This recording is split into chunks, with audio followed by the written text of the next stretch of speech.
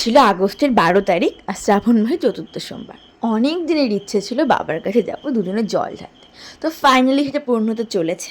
তো রীতিমতো আমরা বেরিয়ে পড়েছি আর আমরা যাব শিবনিবাস, কিন্তু জল টানবো নবদ্বীপ থেকে। আর সত্যি কথা বলতে এই বছরই এমন খুব বাজে হয়েছে, যেটা বিগত ছোটোবেলা থেকে শুনে আসছি কখনোই হয়নি।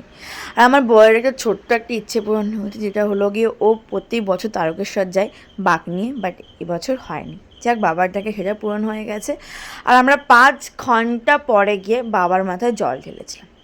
এই বছরে পুলিশের ব্যবস্থা এতটা পরিমাণে বাজে, সেটা বলার মতো না। আর আশা করি তোমরা সবাই এই জায়গাটা চেনো। এটা হলো নদিয়ায় অবস্থিত মাসদিয়াতে শিবনিবাস বলে এই জায়গাটা। আর এটা হলো এশিয়ার বৃহত্তম শিব মন্দির এবং শিবলিঙ্গ।